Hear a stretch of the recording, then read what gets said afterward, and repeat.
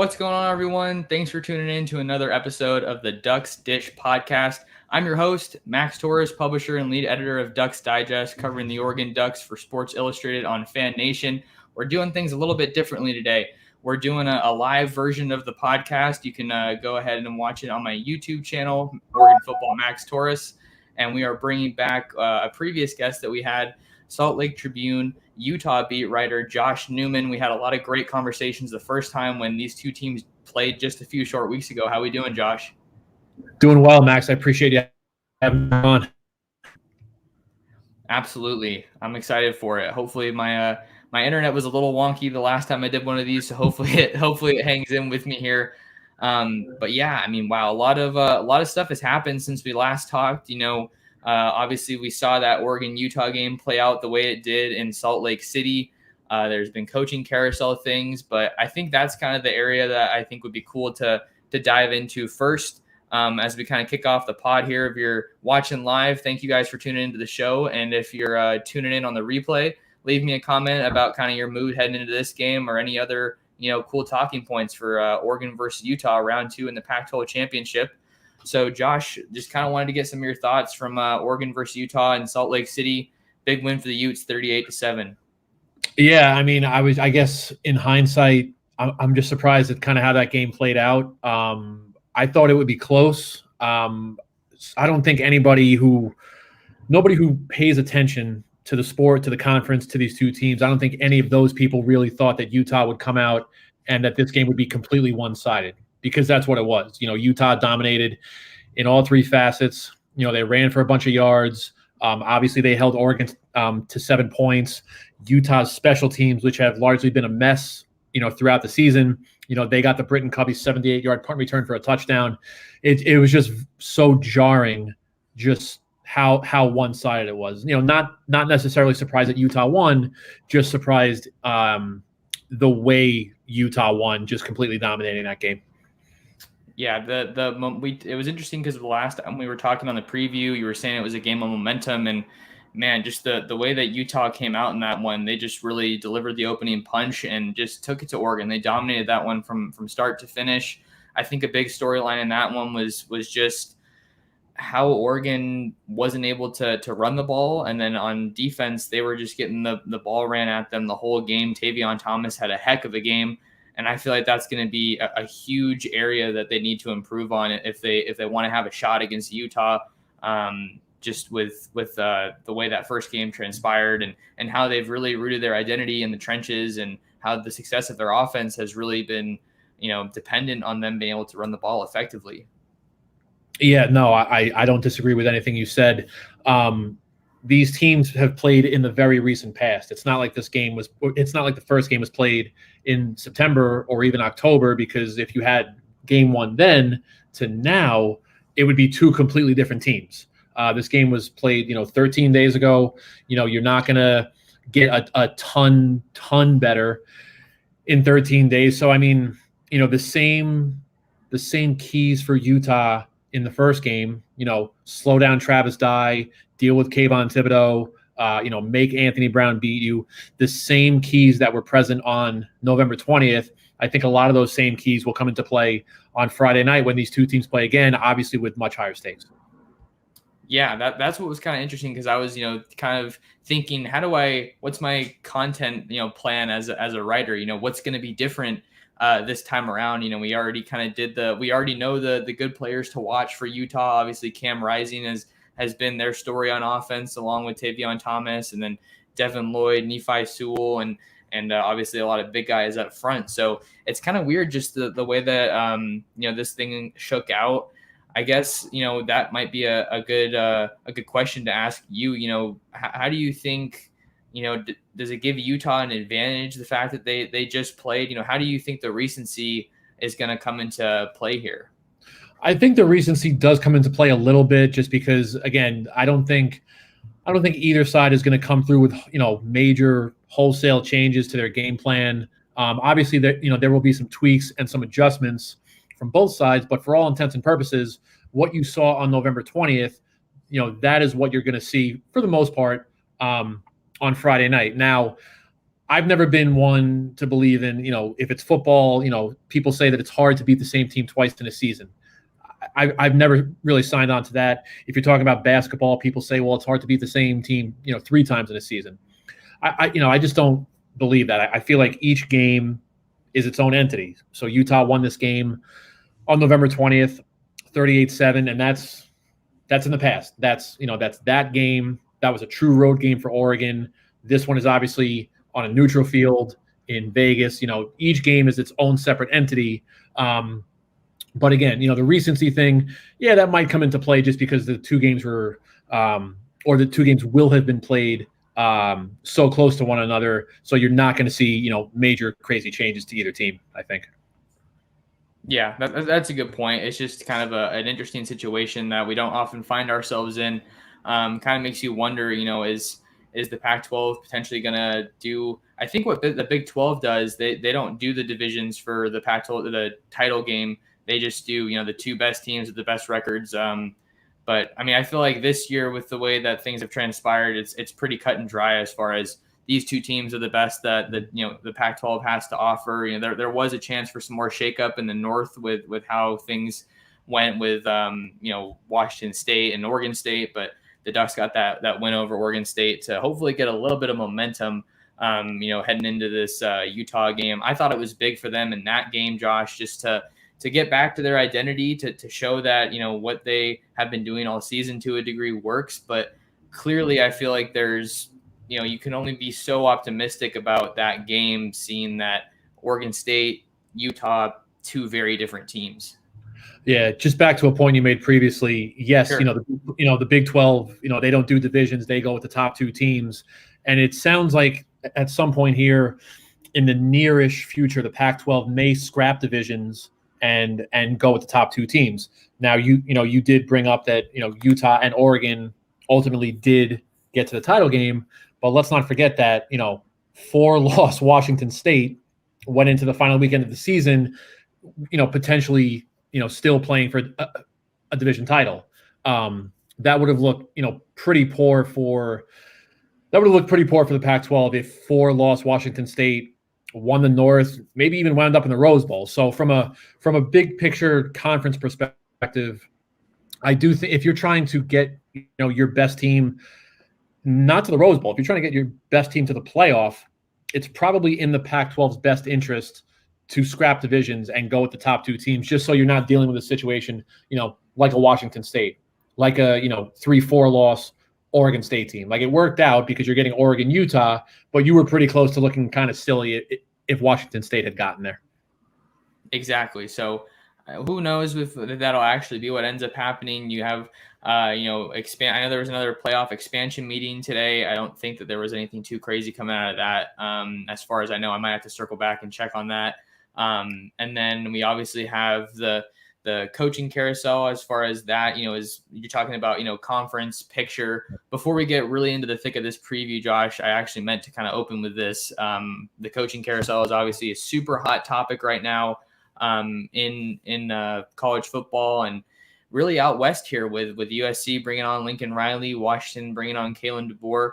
And I think that that's really related to one of the last points that you were talking about with, ultimately the Pac-12 is trying to get a team to the playoff. And I think a big part of that is elevating the floor of your conference so that you're playing more quality games during the season, not so much, just relying on those non-con games. And then here, ultimately, where Oregon and Utah find themselves, in the conference title game as the 2 highest ranked teams in the conference.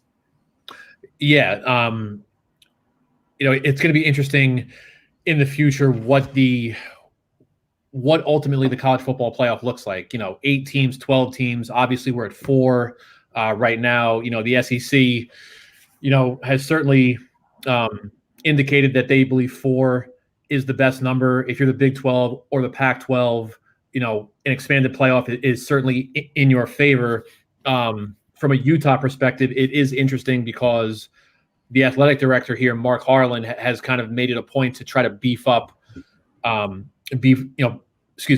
his non-conference football schedule. For years they were, when they were in the Mountain West, they would be playing FCS teams and other Group of 5 type teams. Maybe they would step up once in a while and play a Power 5 team. And it's kind of been the same here as a Pac-12 member, kind of playing, a group of 5. Maybe you play Weber State or Southern Utah, and then once in a while you might step up in class and play a Power 5. But Harlan has kind of come in here, and look, they open next season at Florida, Arkansas, Baylor, some other Power 5s are going to come along. So it's just interesting where this whole thing is going. And then you bring in, the alliance between the ACC, the Big 12, and the Pac-12. How is that going to affect things with an expanded playoff? Do you go from 9 Pac-12 games down to 8?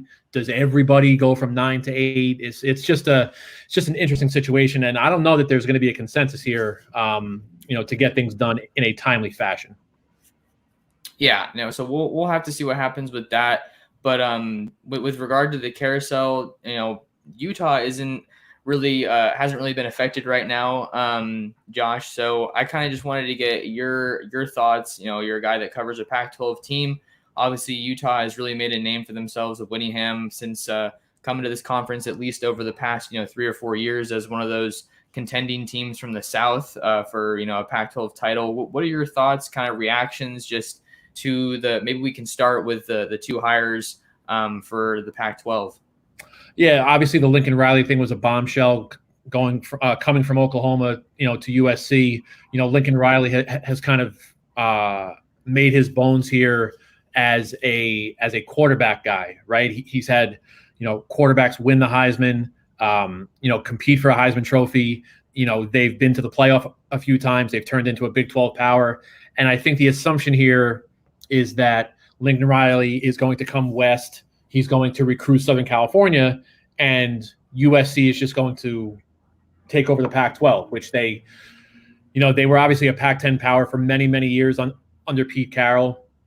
That fan base has high expectations. They demand national championships. It's one of those programs where the fan base, for good, better, worse, or otherwise, they are demanding national championships. And I think the perception here now is that Lincoln Riley is the guy that can deliver those things.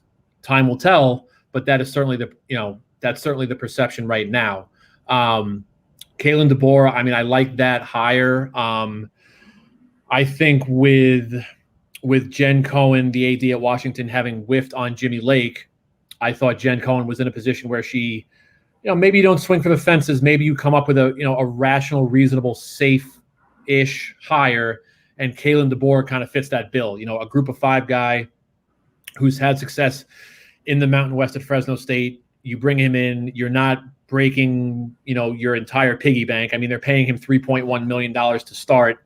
That's a substantial raise for Kalen DeBoer, but it's not at the level of, a Stanford or even a Utah where Kyle Whittingham is over $4 million. I like that hire for Washington.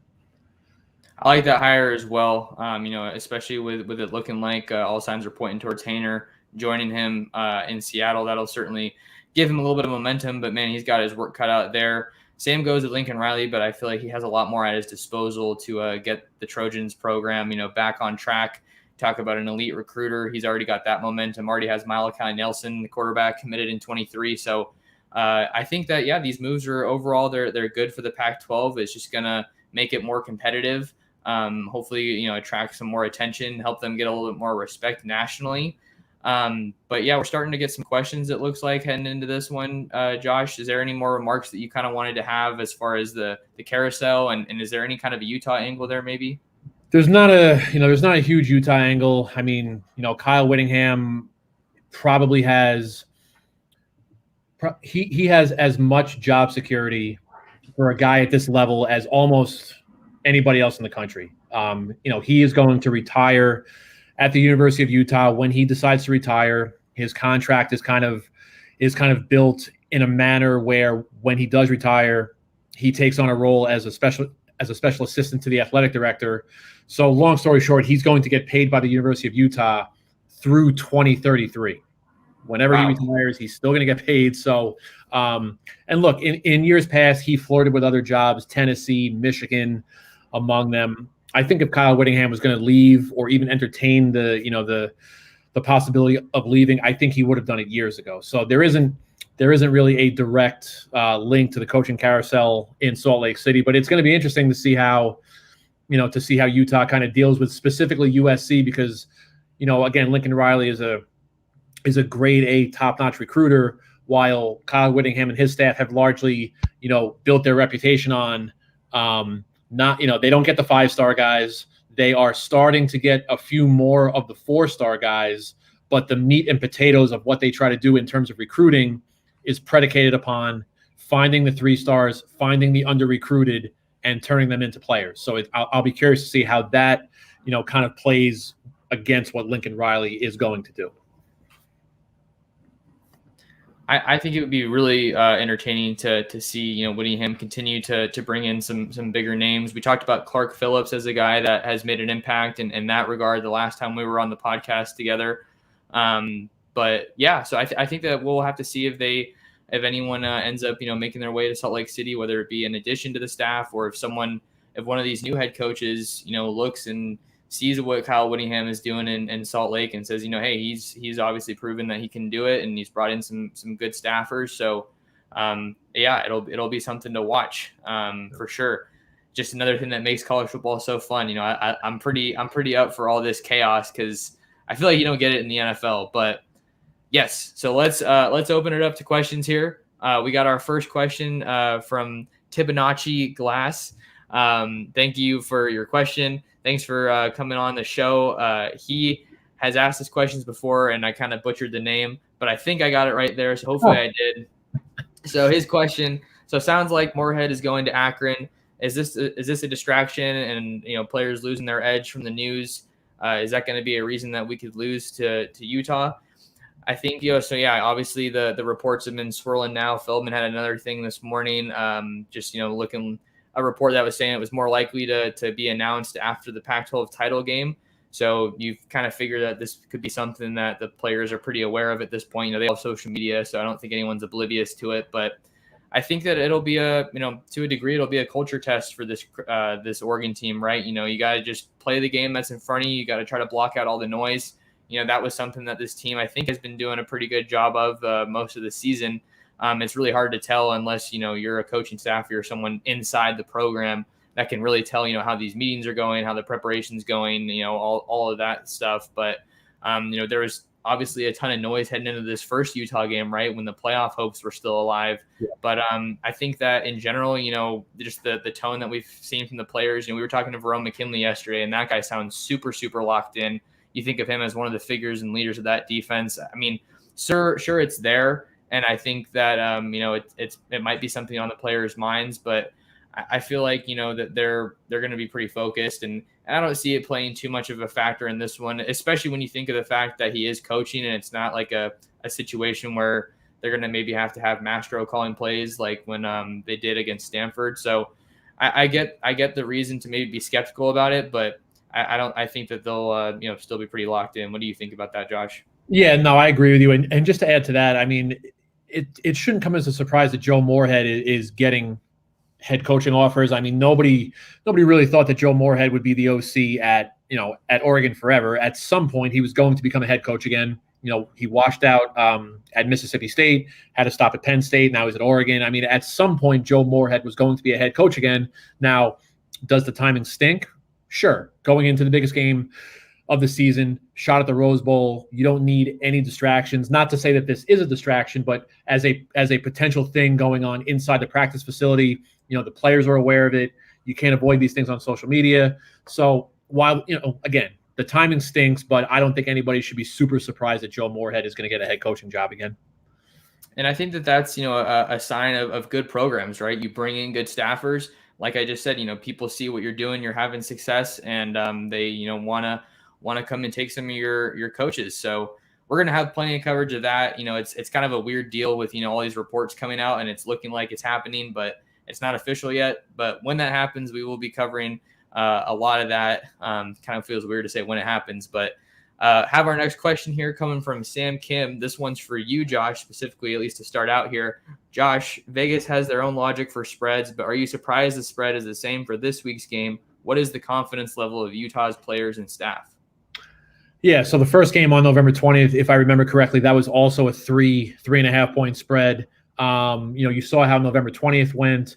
Then Utah beat Colorado. Oregon beat Oregon State. Now they meet on a neutral field. And I guess last weekend I was thinking that this would be a small single-digit point spread. That turned out to be correct. It opened at 3, maybe 3.5, depending on where you're looking. To answer your question, Sam, no. Like I'm not surprised by this. I don't think Utah is 31 points better than Oregon. I'm not even sure. I'm definitely sure they're also not 24 points better than Oregon if you take away the Cubby punt return touchdown. So this is about what I thought. Again, neutral field. They're not putting 65,000 people in that place on Friday. I'm expecting a heavy Utah contingent. There's going to be a lot of red there in Vegas. This is about what I thought it would be in terms of a point spread. In terms of the confidence level of Utah's players and staff, everybody was, I would say, pretty even-keeled on Monday. We talked to Kyle Whittingham. We talked to the captains and a couple of other guys. Guys seem pretty even-keeled. I think the older guys, guys like Devin Lloyd, who's been to, 2 Pac-12 title games already. Britton Covey played in the 2018 title game, was in the stadium in 2019 for that title game, didn't play, but he was there. Cam Rising has not played in a Pac-12 title game, but he was with Texas when Texas went to the Sugar Bowl. He's been around Utah for a few years now. So, you talk to the older guys, and there definitely seems to be, a confidence, not overconfidence, but just a confidence and just knowing what goes into this, because a lot of these guys, again, Brant Keithy, Cole Fotheringham, Devin Lloyd, who else? Vontae Davis, Solomon Enos. For a lot of these guys, this is their 3rd Pac-12 championship game. They know what to expect. They understand the mental side of it. They understand the preparation that goes into this kind of thing. So, yeah, I think there's a very, even-keeled, reasonable level of confidence coming from Utah this week.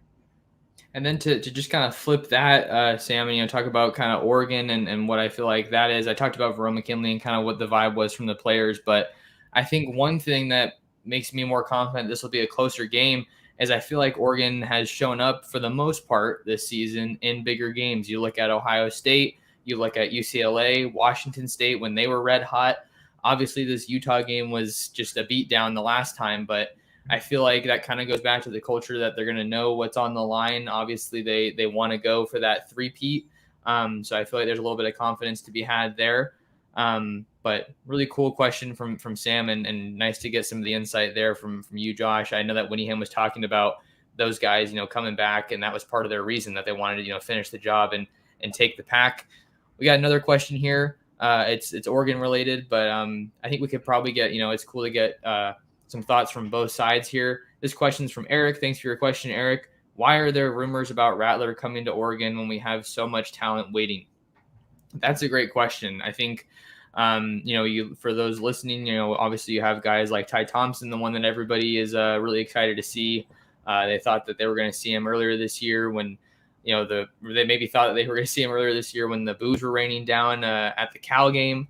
But so you have him, obviously, and then you also have Robbie Ashford from Alabama. He looked really impressive in the spring game, and Jay Butterfield. And then you also have Tanner Bailey, who's committed in the 2022 class out of Alabama as well. So I'm not really sure why these rumors are happening. I mean, I think maybe you just think of his play style and how, Oregon has had the reputation of the high-flying, high-powered offense, which I really don't think applies so much anymore. That's not to say that the offense is bad, but it's just so rooted in the run game. They're not going tempo most of the time. They're very much so ground and pound, play action every now and then. But I don't know. I mean, I don't think I would personally, go for this. Based off, how things are going and went in Oklahoma. And, I don't feel like he quite fits the culture that we've seen at Oregon. So that's kind of what I have to say about that. But what do you have anything here that you wanted to say, Josh? Yeah, I mean, Spencer Rattler, wherever he does decide to go, he's probably a place where he would play right away. As you just indicated, Oregon is probably not a place where he plays right away. Assuming that there's no crazy transfers or draft decisions at Utah, he's not getting on the field at Utah right away. I mean, it is Cam Rising's offense, not only now, but going into spring ball in a few months. Jaquindon Jackson behind him. I did see one thing, I forget where I read it, might have been 24/7, kind of just like lobbing out some some possibilities for Spencer Rattler, and the one that caught my attention was Arizona State. Spencer Rattler went to Pinnacle, obviously in Arizona. Jalen Daniels seems to have, if not regressed, he certainly has not taken a gigantic step forward. So if you're Herm Edwards and that staff, I mean, how much more patience do you have with Jaden Daniels? I mean, yeah. So, for a couple of reasons, Spencer Rattler winding up in Tempe, at least to me, made some sense. I think him and Chip Kelly would be pretty interesting too. If you look at them at a place to play early, DTR's, looking like he's probably going to be going to the draft. And they also have Justin Martin, a guy who's committed in the 2022 class. I've seen him play in person, and that guy's a baller. So we'll have to see what happens with this one. I mean, I personally don't want Oregon to take a transfer, just because if you look at the way that the QBs have kind of, gone here and the paths that they've all had. You had Mariota, and then after that you had Vernon Adams, and then you brought in Dakota Prukop, and those were both 1-year rental guys. And obviously you look at Herbert, and he got thrown into the fire in that beatdown against Washington as a freshman. And right. I mean, he obviously turned into be a phenomenal player, but that wasn't their go-to plan. That wasn't their ideal situation. They just kind of had to do it. So I think that, and then you obviously had Chuck here for a year, and you only had Brown here as the starter for a year. So I really don't think that taking a transfer is a good idea right now, especially not a grad transfer. I think, if Rattler were to come, or some other transfer quarterback, a guy who has multiple years of eligibility, I think that would be a better situation, because then you can actually pitch development to some recruits to a degree. But overall, I don't really like that too much. But we have some more questions here, so appreciate the question, Eric. Next one's coming from Jonathan. Thanks for the question. I think the game at night, Oregon plays during the day. 39 degrees in Salt Lake. Utah is 6-0 at home. Utah is 3-3 on the road, gave up 29 to Arizona, a 1-10 team. Oregon lost their chance to be national champions.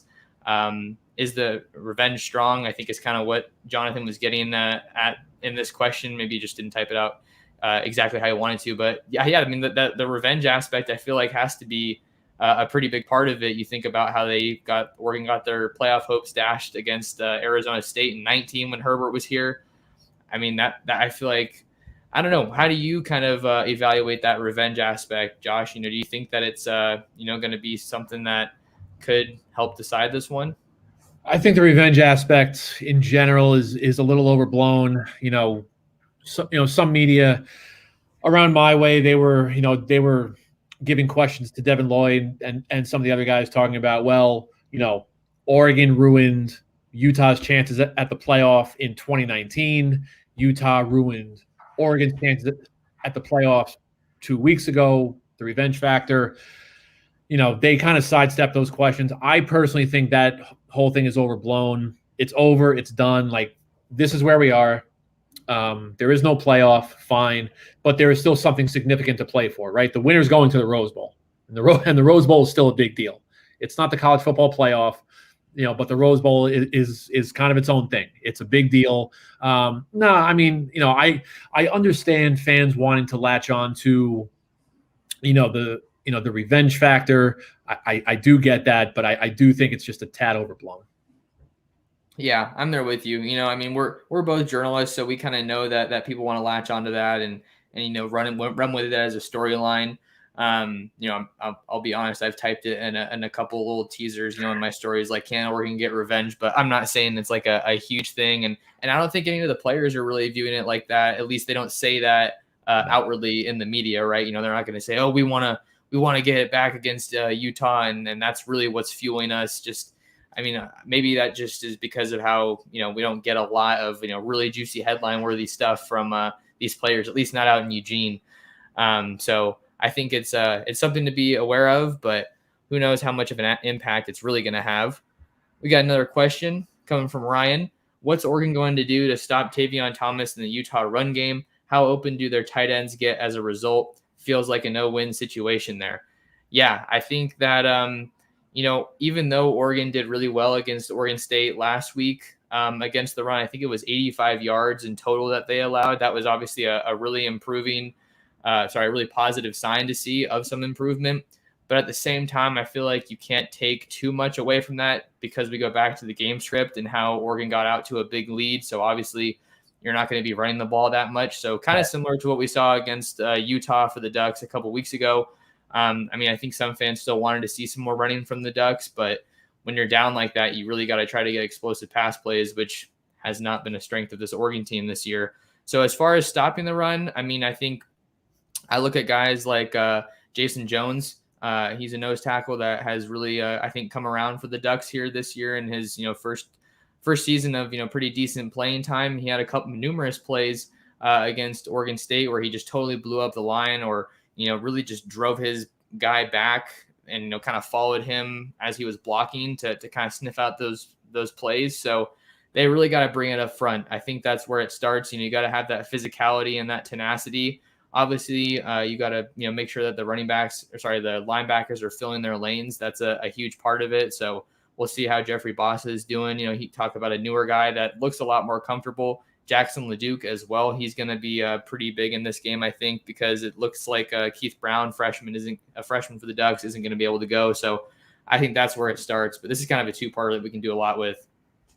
Yeah, look, Utah's offensive line had injuries late in training camp, into the regular season. They've had, an injury sprinkled here, an injury sprinkled there, and they just keep plugging guys in. I mean, Utah's offensive line has won up front for the last 9.5 games. They just continue to win, the battle in the trenches, no matter who's in there. And again, I talk about injury here, injury there. Like, there's another injury now. I mean, Keaton Bills at left guard had missed 3 weeks, comes back on Friday against Colorado, gets rolled up on. Johnny Maia comes in for Bills. That was short-lived. A true freshman kid by the name of Michael Mokafisi comes in, and he was really good. Kyle Whittingham said Monday that he thought that Mokafisi was outstanding. Looked like a true freshman at times, made some mistakes, but he played physical, and he was very good. So, that's kind of the big injury thing.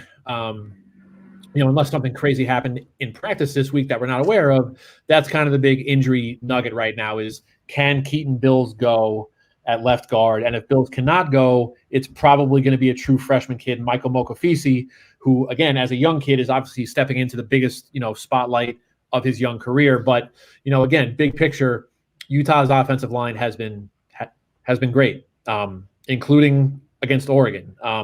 Nick Ford has looked like an all Pac-12 guy at center. He also saw some time at left guard. Bam Olaseni, who is just the biggest human being I've ever seen, like 6'8", 350.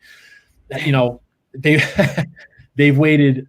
He's a kid from Britain, didn't grow up playing American football, went to junior college, came to Utah, and the coaching staff has really been patient and waited for Olaseni to show up. And he's had an all Pac-12 type of season at left tackle. The offensive line, for all the problems, for all the injuries, for all the shuffling, the offensive line has been a huge positive for Utah.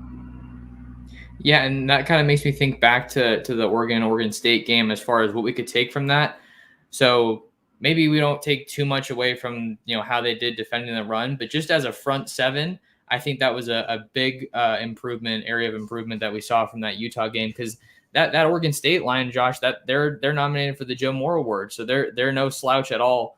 And I think that was definitely a good positive that we saw from Oregon. And Kayvon Thibodeau looked like he was doing a lot better than he did against Utah. I mean, Utah, obviously, I think they did a good job scheming for him. I saw some double teams, 2 tight end sets. I know Utah likes to do that a lot. So I think that there's some growth there, but it's, we can only talk about it so much. We got to see how they really look once they get on the field. Yeah, Utah's a tough matchup. You mentioned 2 tight ends. Utah loves to go 12 personnel. Utah can even go 3 personnel. Not 3 personnel, 13 personnel with Brant Keithy and Dalton Kincaid and Fotheringham. 2 of the touchdown passes from Rising on Friday against Colorado. One was like right up the seam to Keithy, untouched. And the second one was, again, up the seam to Kincaid, who shed a tackler and walked right in. So I don't know how many teams in the Pac-12, even the country, are going legitimate 13 personnel with 3 tight ends who can all catch the ball. But Utah has really made hay, using those 3 often. Yeah, when I was watching the Utah and Colorado game. Got them all over the place today. Sorry about that. When I was watching that game, that was one of the highlights that I really saw was just was Rising standing in the pocket, looking through his progression, and that ball just looks super lively coming out of his arm, coming out of his hand. So obviously those guys are going to be really big, because I think that was one of the big areas that Oregon got hurt in, was obviously the tight ends getting involved, but the middle of the field felt so wide open at times in that first game. So Tim DeRuyter's going to have his challenges there, just feeling what they can do to scheme around that, and see some improvements there. So they're going to be some guys to watch for sure in this one, and the tight ends are super exciting. Hopefully the Oregon tight ends can get a little bit more involved, because we really haven't seen much from them of late. But that was a great question, Ryan. Had some good discussion. Next question from Nick. Nick, thanks for your question, man. This game will hinge on Anthony Brown. If he has a bad game, we will lose. If he has the type of game he had versus Oregon State, we will win. Yeah, I mean, it's hard to disagree with that statement, right? You saw how I don't want to say that Brown was the reason that they lost to Utah, because that game was they just got outplayed in every aspect, right? They got out coached, they got out physical. Utah just looked like they wanted it more. But in a sense, I feel like depending on how they do with the run, if I'm Utah, I want to put them in that same situation, right? I want to make Anthony Brown beat me. Yeah, no, I completely agree. If you are Morgan Sully, the Utah defensive coordinator, you want to stop Travis Dye, you want to stop Byron Cardwell, and you want to make Anthony Brown beat you. And that's kind of how it shaped up in the first meeting, right? Utah did the job on Dye, did the job on Cardwell, and just Anthony Brown did not rise to the moment. I mean, let's be honest, he really did not play well at all. Give him a lot of credit for the way he played at Oregon State coming off the Utah game. I watched most of the Oregon State game. I thought Brown was terrific, not only with his arm, but also, with his legs. He went for like 350 all purpose. He was outstanding. If you get that type of game from Anthony Brown, I think Utah's in trouble. If Utah can, put it on Brown's shoulders, stop the run, I like Utah. Yeah, I mean, that's definitely a reasonable way to look at things. I think also something that's a little encouraging for me, from the Oregon perspective is, Chris Hudson was one of the only bright spots in that Utah game, and he was able to show some consistency, and he had another good performance against Oregon State, catching his first college touchdown. And then we've seen Devin Williams. He's obviously the number one guy at receiver at this point. There's no debating that. So Anthony Brown has some weapons at his disposal. I think that, you look at the timeliness of Johnson and Red going down in the receiver core, and Pittman's departure, obviously not ideal, but we're still seeing some signs of life from those two guys. Just the receiver, core is doing everything that they can. We'll see if DJ Johnson's going to be back. He's someone who's really, really hard to bring down. I mean, every time that guy touches the ball, it feels like the first guy misses or can't bring him down. So look to see if he'll be more involved. He didn't play for the third consecutive game last week.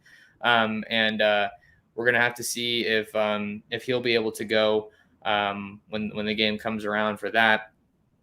But some sources for optimism there. And then Troy Franklin does good things when he gets the ball in open space. So, I think that kind of plays to Brown's strengths, just, some of those quick passes, short passes. Yeah. You want to see more, obviously, as an offense, but at the same time, if I'm Oregon, it's like, okay, this is what has worked, throughout the season. So you don't want to try to be something you're not, which is ultimately what Oregon was forced to do the last time they played this game. I don't know if you had any more there. If we have some, just to add to what you said. I mean, like we said at the top, they played each other 11 days ago. They didn't play each other 2 months ago. What you saw 11 days ago, you're largely going to see on Friday night. No major changes, no wholesale changes, nothing with either lineup. Sure, an adjustment, a tweak, a little bit here, a little bit there, but for all intents and purposes, the things you saw on November 20th, you're going to see again on Friday night. Definitely. So we'll see how Oregon kind of tweak things and make some strides hopefully in some areas. But like you're saying, Josh, it's a quick turnaround. Next question coming from Eric: who are the top candidates to replace Moorhead? I think that some of the names that I've kind of been thinking about, this is one of the things that I'm trying to work on. Is I've never been covering Oregon when they've had to make some staffing changes. So obviously, if you're just tuning in, there's been a lot of reports about Moorhead going to being linked to the Akron job. So we're kind of playing things a little bit ahead. But I think that some of the names that I feel like are kind of interesting, you think about Tom Herman. I think he's a guy that could be an interesting name, just because when he was at Texas, you think about that, and he was recruiting his tail off. I think that was one of the reasons that Texas had a lot of momentum at the time when he was there. Obviously, things didn't go quite the way that he wanted to when he was out there, but I think that would maybe be a name to throw out there. Dan Mullen, he just got let go, but that doesn't mean that he's not a good offensive coach. I think that that's kind of obviously what made him, helped him get his name in this. And then I think another name that is kind of gaining some steam here is out of the ACC. I'm trying to pull it up right now. So Brendan Marion, wide receivers coach at Pittsburgh, but I think. And because they're doing pretty well. I can't remember the name of their quarterback, but I know he was kind of in the Heisman conversation. And you think about how weird the season's been. There really hasn't been that guy that's like absolutely just blown everybody away, right? But I think whoever ends up replacing Moorhead, once that news is official, they're going to have to recruit. They really are, because I think that's especially with Riley coming to USC. They're going to get a lot of good skill guys. What do you think about this one, Josh? Yeah, Dan Mullen would be interesting. I mean, we know that he got fired at Florida, but I mean, that was more a case of, an agitated fan base and guys with deep pockets who were willing to make a change. Dan Mullen went to the New Year's Six twice. He won 10 games. He won 11 games. He won 8 games last year under very difficult circumstances with the pandemic. And he's an offensive guy. I mean, he was a quarterback coach under Urban Meyer at Utah, 15, 18 years ago at this point. He was the OC at Florida, had a lot of success at Mississippi State before he went to Florida. I mean, if Dan Mullen wound up at Oregon, to me, that's a home run for Oregon. And really, whoever gets Dan Mullen, potentially gets Dan Mullen as an OC, I think that would be a tremendous hire for somebody. Yeah, and then with Herman, he's working with the Bears, I believe. He's an offensive analyst. So I don't know. Those are always interesting because I feel like once guys get out of the college ranks, are they going to want to come back to college, since so many people are trying to get to the college level? So I think that'll be something to monitor for sure. So a lot of Oregon fans, I mean, I don't know if I should say a lot, but some Oregon fans have thrown out Mark Helfrich, which I think would be kind of interesting. I mean, obviously things did not go well when he was the head coach, but their offense was pretty strong, when he was the OC here. That doesn't strike me as something that's going to work or happen, not to use everyday analogies, but I mean, you don't get divorced from somebody because you get along. You don't get divorced because things are going well. You don't go, you don't go backwards. So that's my thought on that. Gotcha. If you're just joining us on the live show on YouTube, talking with Salt Lake Tribune Utah beat writer Josh Newman. Josh, I think one of the other areas, obviously we're always asking for questions. I think it's fun to let you guys kind of guide the show here. But one of the other areas that we kind of talked about, just as an idea for the show, obviously my listeners want Oregon to win. And that's kind of what, I don't know if that's what they're assuming. I think it's kind of 50-50. There's some confidence there after last week, but there's also some realists that are kind of along the lines of what you're saying with, I don't know if they can make up that many points that quickly. And obviously Utah knows what to expect to a degree from Oregon. But I guess I just want to say I'm playing devil's advocate here. What do you think a win would mean for Utah? Obviously winning the Pac-12 would be huge, and just the trajectory of the program given the state of the Pac-12. So no matter what happens on Friday, I think the trajectory of the program is up. I don't really think that's up for debate. They got to the title game in 18, got to the doorstep of the playoff in 19, and they're back in the title game. And they're young, so they're probably going to be good again moving forward. So no matter what happens Friday night, the trajectory of Kyle Whittingham's program is going upwards. That's one. What would a win Friday night mean for the program? I mean, obviously, you're going to your first Rose Bowl And not only are you going to your first Rose Bowl, but Utah has only been a Pac-12 member for 11 years. Not a long time. They're a very relative newcomer. So to get to the Rose Bowl in year 11, when 11 years means you have not had 3 full recruiting classes, that's a huge accomplishment if Utah can get to a Rose Bowl in this short a time span. What does it mean? What does it mean moving forward beyond that? I mean, look, you get to a Rose Bowl. Kyle Whittingham, who's been the head coach since Urban Meyer left, Kyle Whittingham would be at the pinnacle, essentially, not of his profession, but of his time at the University of Utah. I don't know that it's reasonable to expect Utah to be annually contending to get to the playoff, but I do think it is reasonable to expect Utah to be contending for the Pac-12 every year. So, there's that to consider. Kyle Whittingham, getting to the proverbial mountaintop, getting his program to, the highest reasonable peak that it can get to. And then you start considering, and this has kind of been like out there, not really rooted in fact, but, does Kyle Whittingham walk away if they win the Rose Bowl? We've talked a lot, the last couple of weeks about, Kyle just turned 62. He has said publicly before that he does not intend to coach past 65. The toll of having, so that's one thing. So you take that, then you consider, well, what has the emotional, physical, spiritual toll been of having 2 players die in 9 months, plus the difficulties of the pandemic.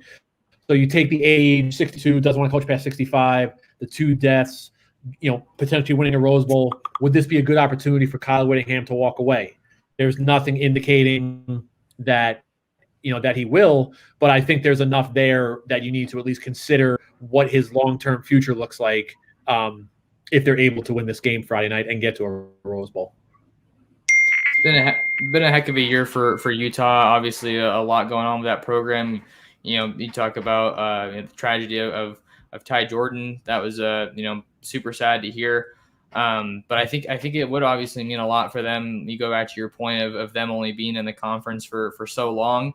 And, I think people kind of wrote them in Colorado off for a while as the younger members of the conference. But Utah's shown behind Kyle Whittingham that they're going to be, I think they're kind of already in that Pac-12 contention every year, even if the media doesn't give them a whole lot of praise, in the preseason polls. But just from what I've seen from them, I feel like he's one of those coaches that is going to have his players playing well. I think back to Oregon basketball for a little bit of a parallel here.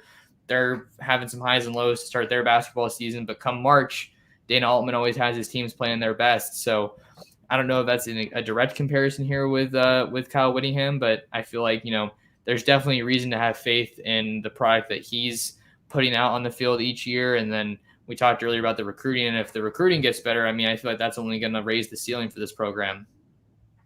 Yeah, the recruiting thing that's another interesting thing about where the program kind of goes long term. Kyle Whittingham has fully bought into the transfer portal and what the transfer portal can give you in terms of immediately eligible Power 5 level help. He pulled Charlie Brewer out of the portal. Obviously, that didn't work out. Fine. Cam Rising's a portal guy. Tavion Thomas was a junior college guy, not portal, but a transfer. Dalton Kincaid, who's had a great year at tight end. So, as this early signing period approaches, in about 2.5 weeks, Utah only has 9 high school recruits verbally committed going into that early signing period. Who knows how much more they get before December 16th? But Kyle has said that he fully intends to, at least save some spaces, not load up early, knowing that you're going to want to hit the portal and find guys who can help you immediately versus loading up on high school kids who you're going to have to coach up for 2 or 3 years. It's another part of the game that we're seeing become more and more prevalent, right? Recruiting versus transferring, roster management, with guys being immediately eligible now. Oregon, to kind of give the comparison there, I feel like they really haven't been, too heavy in the transfer portal. You look at guys like DJ Johnson, who came over from Miami. That's a recent transfer that kind of comes to mind. Anthony Brown, obviously, coming over from Boston College. Let's see. I'm trying to think of other guys. Brian Addison, I don't really know if he counts as a transfer because he originally committed to UCLA, but I don't think he ever actually got there. So that's somebody you can think about. But it's obviously part of the game. That's why I enjoy covering recruiting so much, is because something's always happening. That's how you see what the future of the program is going to be looking like, kind of like a behind the scenes type of deal, if you want to call it that. But we've got about 10 more minutes here on the show. We're still getting some questions, so if you're out there on the show, consider sending some questions. Got another one from Nick. It's not so much question, but rather a talking point. Oregon was lousy in stopping third downs against Utah. Got to put pressure on Cam and not let him scramble for first downs. Yeah, that third down defense was pretty atrocious. I think it was 11 for 14. Yep. I feel like that game, it's probably a overstatement, but just that game, when you're so severely lacking in one aspect, it shows you how the whole thing has to be working together. It's obviously a team sport, but when the defense can't get off the field, that's just putting more stress on the offense to perform. And then when they can't sustain drives, that's not giving the defense any rest. But against Oregon State, they did show some improvement in that area, held them to 4 of 10 on third down. So, I mean, what are your thoughts on third down defense? And do you think that that's an area that Oregon can hopefully improve dramatically? Because you talked about, you can only do so much in a short period of time, but I think that if they can put them into some more manageable situations, then that's an area that could improve quite a bit. Yeah, the third down defense by Oregon 2 weeks ago, was really bad. As you said, 11 of 14. Utah was on third down, and Rising has the ability. When the pocket collapses, he will tuck it, and he will go. Oregon needs to get off the field, and Utah's special teams, especially their punt unit, has been bad. I think they've had 3 punts blocked, 2 of them returned for touchdowns. If Oregon's defense can get on the field and not set up a return, I would set up a block. Who knows what could happen in this game? Because Utah's, I'm telling you, like, it was Cameron Peasley punting for Utah first. Now it's Mikey Williams, and it's been an adventure anytime anybody backs up to punt. I mean, you've had a few instances of Cam Rising, giving a little pooch kick, and it's worked. He's a former punter in high school, but if Oregon's defense can get off the field on third down, force Utah to punt, that's obviously to Oregon's advantage. On this topic, I am curious, if Oregon is getting third down stops, I am curious to see how much Utah decides to go. They went a few times against Colorado.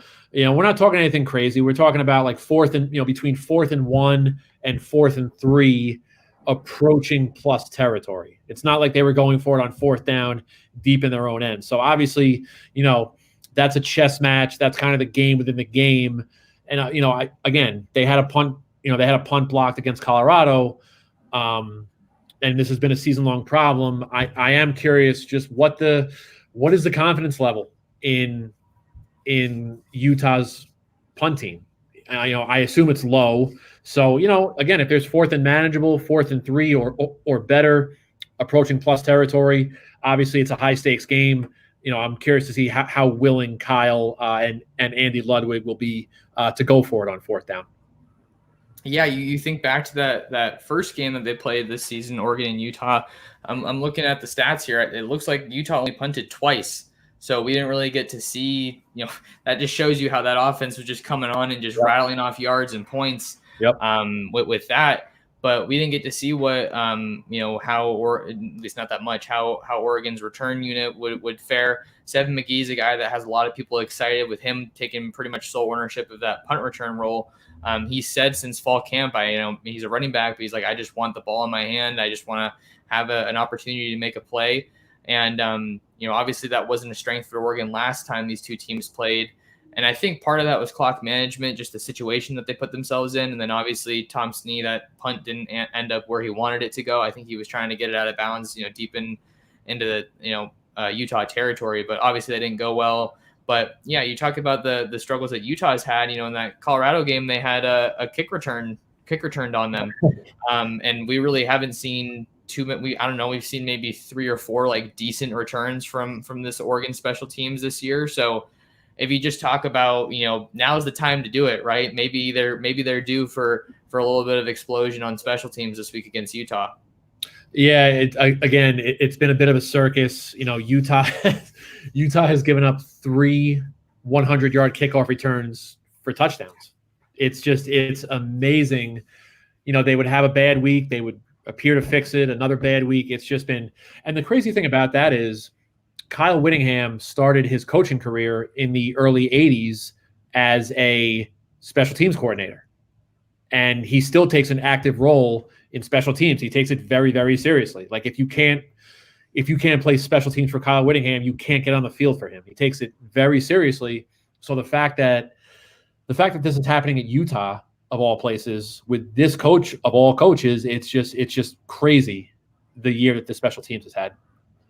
Yeah, I didn't even know that he had that background in special teams. So I feel like from a Utah perspective, that fan base, I feel like that just fuels the frustration even more. That's an understatement, I promise.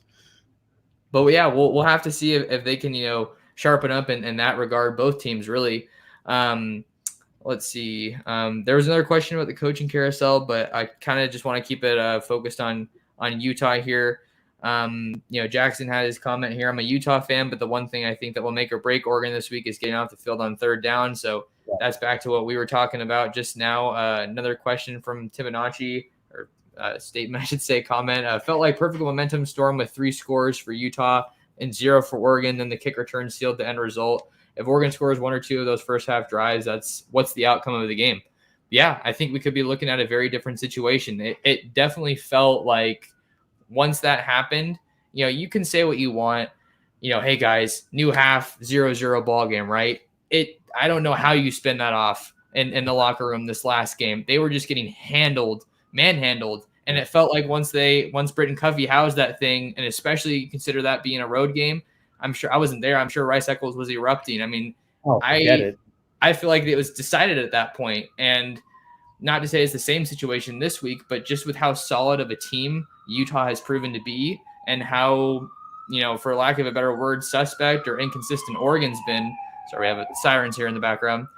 For how they've lacked consistency. If Utah gets up 2 scores, I really don't know where my confidence goes in Oregon getting back into that game, or this game this week.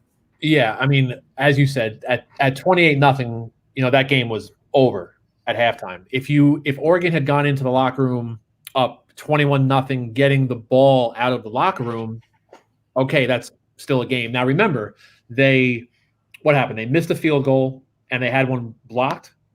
Even if it was 14-6, you go to the locker room 14-6 or 21-6, it's a game. I've been thinking about it a lot. Like the way that game played out, especially the first 2.5 minutes, the last 2.5 minutes of the first half was just, incredible what Utah did. But this hypothetical, I don't know, man, like if Oregon comes out playing, if Oregon's up 14-0 immediately, Utah's offense is built to be high octane. They can score a bunch of points.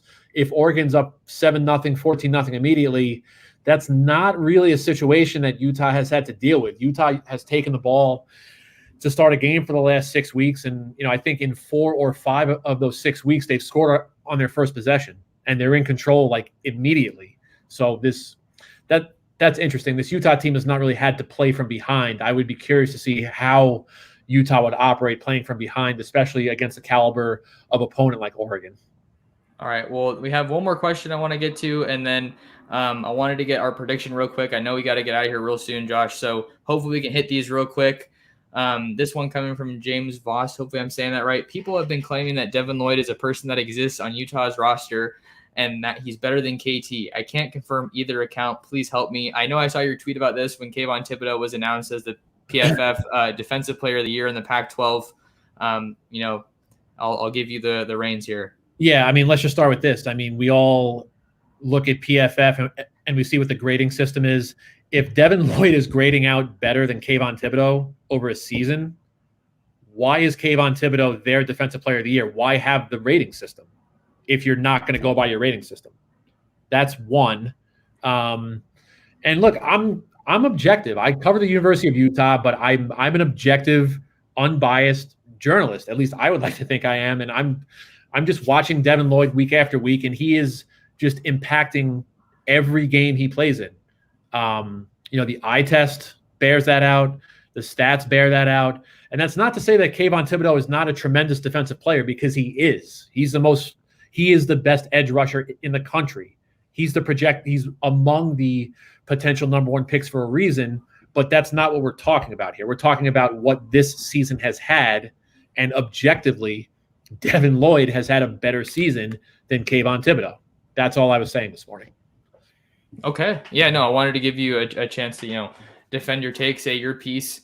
I also think, obviously you have all the draft hype, and, you were saying you're acknowledging that. And, as great as he's been, there have been a couple of games where, he's been schemed around. And, obviously that happened against Utah. I mean, I'm not going to say it was a complete non-factor, because there are plays. It's football. There's plays, especially playing the defensive line coming off the edge. You're going to have impact plays that don't still show up in the stat sheet. But Devin Lloyd's been great. He's a guy I want to watch some more film on, obviously, with this matchup coming up. So I appreciate the question there, James. And then going to wrap it up here, Josh, with our predictions. I'll have you give yours, and then I'll give mine, and then we'll get you out of here. Yeah, I think it's going to be a much closer game than it was in Salt Lake City. Utah is not 31 points better than Oregon. I think we can all agree on that. I just don't see how Oregon is making up 31 points in 13 days. You take away the Cubby punt return, I don't even understand how Oregon is supposed to make up 24 points in 13 days. Close game. I think if Utah is going to win, it's going to have to be a brawl. And that's what it's going to be. Utah 31, Oregon 28, Utes to their first Rose Bowl. All right. Yeah, it's definitely a very close game there. I have some of the same points as you. I think obviously it was really important, like I kind of said earlier in the show, important to get back on track against Oregon State, get some confidence in this team, because that was obviously a brutal loss. The tone from the players was, I wasn't in Salt Lake City, but just after seeing the interviews and hearing everything was obviously pretty tough. But obviously you got there a lot of stuff to still play for with the Rose Bowl. I still feel like Utah is the better overall team. That doesn't mean that they can't get, like Marshawn says, they can't get got, or they can't be had on any given week. It's college football. Anything can happen. But I feel like Utah has put out a better product consistently throughout the season. I think obviously they're the hotter team right now. So I think I had Oregon 28-24. I really wanted to pick Oregon for this one. Obviously, it'd be fun to go to the Rose Bowl and see them, but 28-24, I got Utah winning. I think that the turnover battle is going to be crucial, and we're going to be able to tell very early on if Oregon's going to be able to be competitive in this game based on how they show up at the line of scrimmage and how Anthony Brown looks with that rushing attack. Yeah, no, that's well said. It's going to be interesting. I think it's made more interesting again by the fact that they're playing twice in 13 days. It's better than them having played in September, and then you'd be watching two completely different teams now on Friday night. This is going to be, it's going to be an interesting, intriguing game. I'm curious to see what the fan turnout looks like. Who has more fans? It should be fun Friday night. Yeah, and then just to your point, Josh, I try to be objective and lay out my case for that prediction. So maybe it'll inspire some cool discussion from some of my followers and readers. So Ducks play the Utes Friday night, Allegiant Stadium in Vegas. Around, I think it's 5:14 is the last thing that I saw, but they say 5 p.m. 5:14. It's on ABC. Josh, thanks for coming on, man. Where can people find more from you? I appreciate you having me, Max. All my stuff is on my Twitter handle, Joshua_Newman, or you can hit me at the Salt Lake Tribune website. That's sltrib.com.